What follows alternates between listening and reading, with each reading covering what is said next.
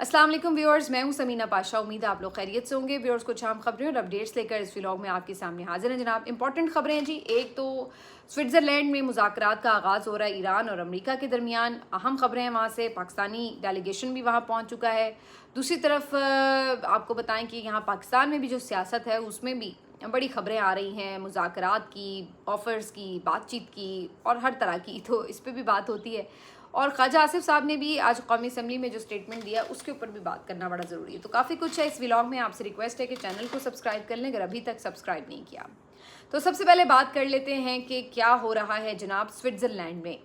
तो स्विट्ज़रलैंड में जैसा कि आपको मालूम है कि बाकायदा मुज़ाकरात का आगाज़ हो रहा है अमेरिका और ईरान के माबैन। अगरचे उसमें स्पॉइलर तो इसराइल की कोशिश थी कि ये मुज़ाकरात तक बात ना जाए, और इसी वजह से आपने देखा कि एक इब्तदाई जो मुआहदा हुआ उसके बावजूद भी इसराइल की तरफ से लेबनान के ऊपर अटैक्स का सिलसिला जारी था और काफ़ी उसमें नुकसान हो रहा था, यानी शहादतें हुई थी उसमें। उसके बाद ईरान ने ये मौक़िफ़ लिया कि जनाब इस तरह के माहौल में बातचीत नहीं हो सकती, ना हम मुज़ाकरात के लिए जाएंगे, क्योंकि जंगबंदी का मतलब तो फिर हमने उसमें ये इंक्लूड करवाया था कि लेबनान के ऊपर भी अटैक नहीं होगा, गज़ा में भी अटैक नहीं होगा, कंप्लीट रीजन जो है वो आपका पीसफुल माहौल में होगा। और उन्होंने इसके ऊपर जो है मुज़ाकरात मुअत्तल भी कर दिए थे, आपको याद होगा। वैसे ये भी क्रेडिट की बात है कि बाकी तमाम इस्लामी ममालिक के यानी अगर आप बरक्स देखें तो ईरान ने सिर्फ अपने तौर पर अपने मुल्क की हद तक कोई ऐसा फ़ैसला नहीं किया है कि जी अगर हमारे साथ जंग थी हमने बंद कर ली तो चलो भाई बात ख़त्म हो गई, बल्कि वो ओवरऑल जो दीगर इस्लामी ममालिक हैं उनके लिए भी स्टैंड ले रहा है, जो कि अभी तक हमने किसी और इस्लामी मुल्क की तरफ से ये चीज़ नहीं देखी। तो वहाँ पर आपको नज़र आता है कि उसने यानी गज़ा के साथ भी लेबनान के साथ भी पूरा स्टैंड लेकर जो है वो अपनी पोजीशन को बरकरार रखा है, चाहे उसके लिए इवन उन्हें मुज़ाकरात मुअत्तल करने पड़े तो उन्होंने किए हैं। उसके बाद फिर आपने देखा कि मोहसिन नकवी साहब भी काफ़ी एक्टिव हुए, वो ईरान पहुँचे और उन्होंने वहाँ जाके उनकी क़यादत को कन्विंस भी किया कि जनाब आप अपना दौरा जो है वो जारी रखें, वहाँ पर जो भी आपके तहफ़्फ़ुज़ात हैं वो डिस्कस करें। तो उसके बाद जो ईरानी वफ़द है वो उनके स्पीकर असम्बली ग़ालिबाफ की सरबराही में जो है वहाँ से निकला और मोहसिन नकवी भी उन्हीं के साथ पहुँचे, जबकि इधर से पाकिस्तान से भी शहबाज शरीफ साहब और फील्ड मार्शल आसिम मुनीर साहब दोनों पहुँच चुके हैं।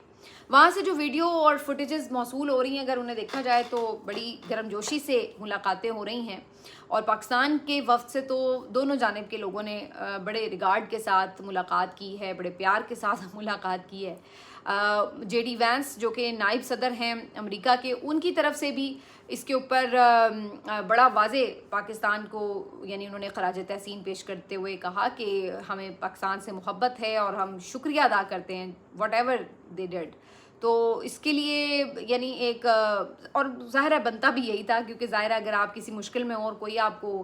उससे रेस्क्यू करता है तो ऑफ कोर्स आप उसको एक्नॉलेज तो करते ही हैं। तो अमेरिका की तरफ से एक हाई पावर्ड जो डेलीगेशन है वो पहुंचा है, जिसमें नायब सदर JD वैंस और साथ में जेरेड कुशनर जो कि डोनाल्ड ट्रंप के दामाद हैं वो भी उनके साथ हैं। तो दूसरी तरफ ईरान के इस जो वफ़द पहुंचा है, तो आप कह सकते हैं कि ये तकरीबन वही डेलीगेशंस हैं जो पाकिस्तान में इस्लामाबाद में भी आए थे मुलाकात के लिए और मुज़ाकरात के लिए। बहरहाल अब सिचुएशन ये है कि अलग अलग उनकी मुलाकातें हुई हैं पाकिस्तान से भी, और पाकिस्तान की कोशिश यही है कि ऐसी मीडिएशन जारी रहे जिसमें यकीनी तौर पर कतर के भी लोग वहाँ पे मौजूद हैं, क्योंकि अब पाकिस्तान के साथ साथ कतर भी एक अहम किरदार अदा कर रहा है इन मुज़ाकरात में। तो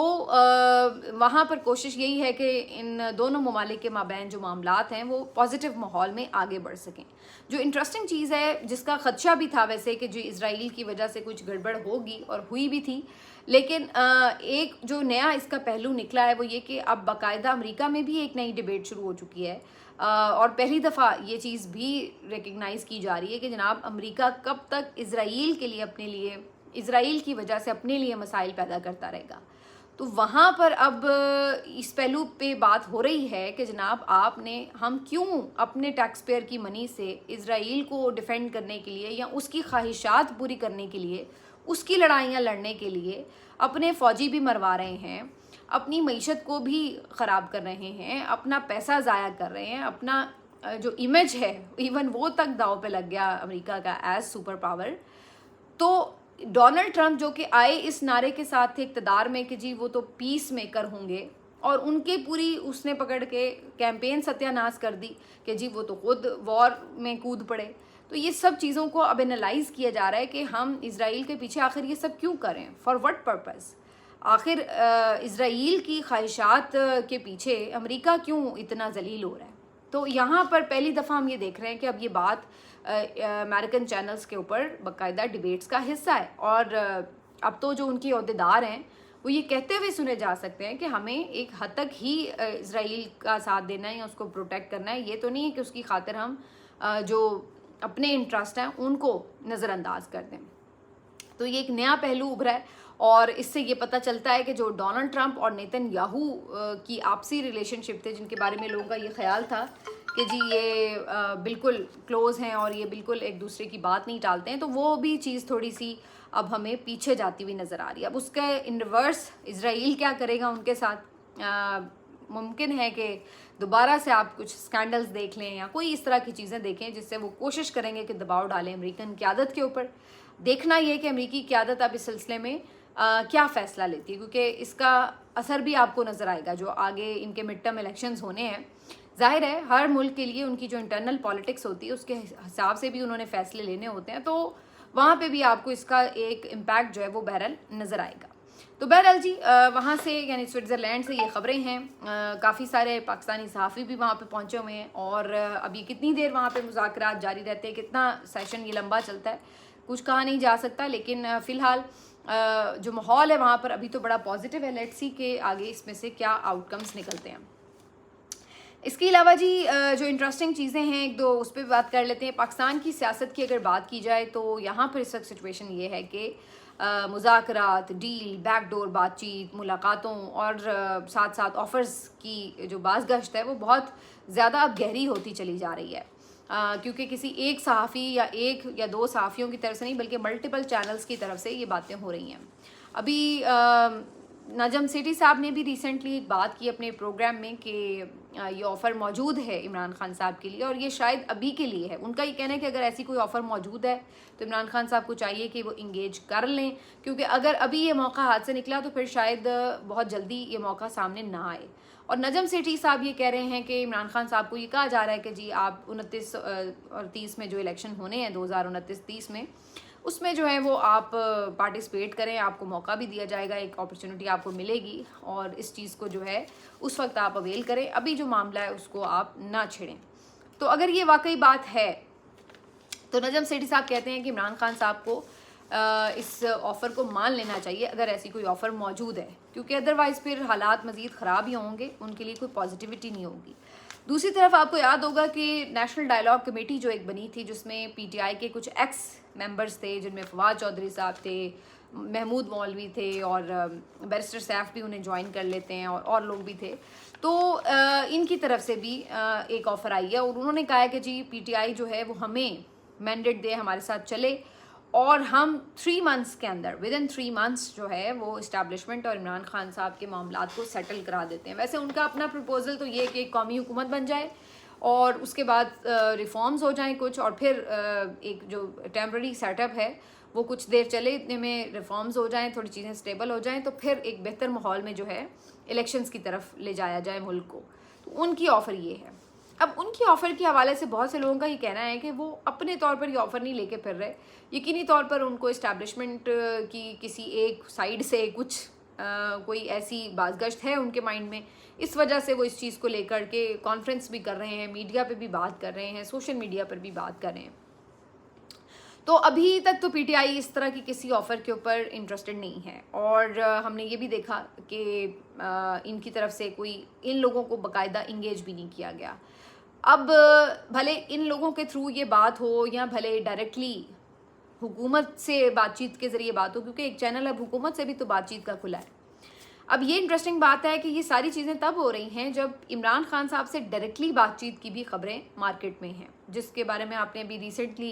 एक मेरा इंटरव्यू देखा रिजवान गिलज़ाई के साथ, जिन्होंने तफसील इसके ऊपर बताई कि डायरेक्टली इमरान खान साहब के साथ भी बातचीत शुरू हो चुकी है।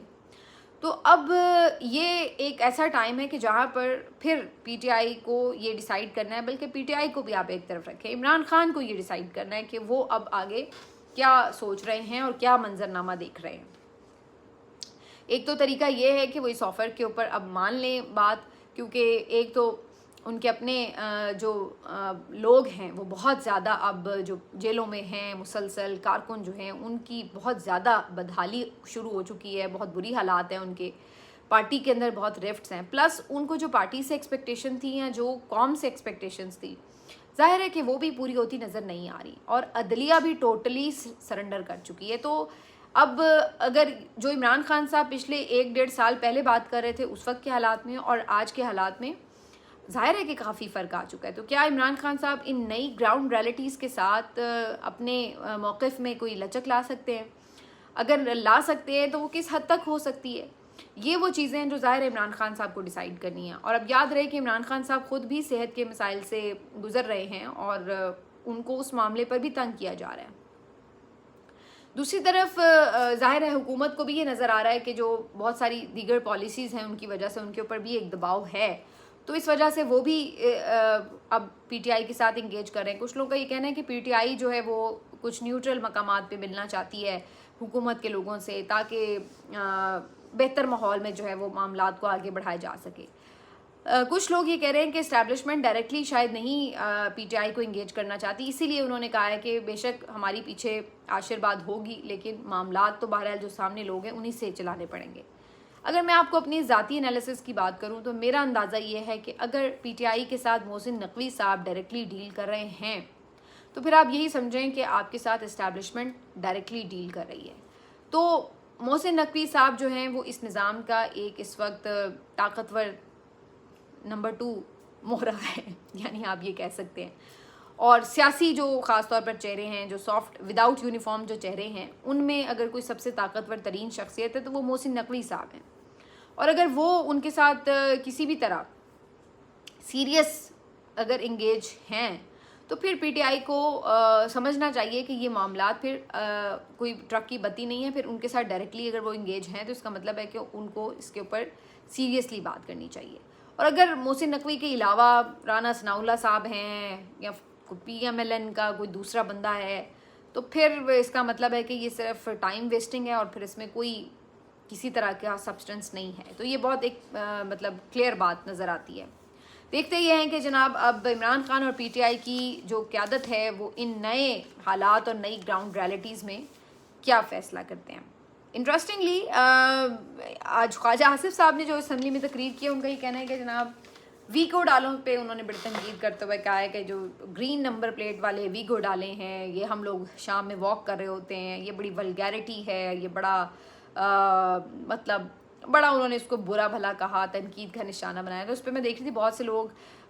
ان کو طنز کر رہے تھے کہ آپ کی تو پوری حکومت ہی اس وقت ویگو ڈالوں کی مرہون منت ہے، آپ تو خود شاید اسمبلی میں نہ ہوتے اگر ویگو ڈالے نہ ہوتے،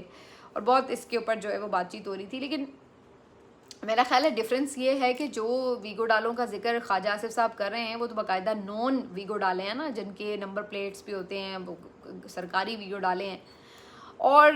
جن ویگو ڈالوں کی وجہ سے پورا نظام اس وقت پاکستان کا چل رہا ہے وہ ذرا ویگو ڈالے اور قسم کے ہوتے ہیں، وہ کہاں سے آتے ہیں کہاں چلے جاتے ہیں کسی کو ان کی کانوں کان خبر نہیں ہوتی، وہ بس چھلاوے کی طرح آتے ہیں، چھلاوے کی طرح لے جاتے ہیں بندہ، اور پھر اس کے بعد آپ بندہ ڈھونڈتے پھر، تو وہ ذرا ویگو ڈالوں کا حساب کتاب اور ہے۔ تو یہ میرا خیال ہے خواجہ آصف کا اشارہ ان ویگو ڈالوں کی طرف نہیں تھا، وہ تو یہ سرکاری اور نون ویگو ڈالے جو ہیں ان کی بات کر رہے تھے۔ بہرحال جی ملتے ہیں آپ سے اگلے ویلاگ میں، اپنا خیال رکھیے، اللہ حافظ۔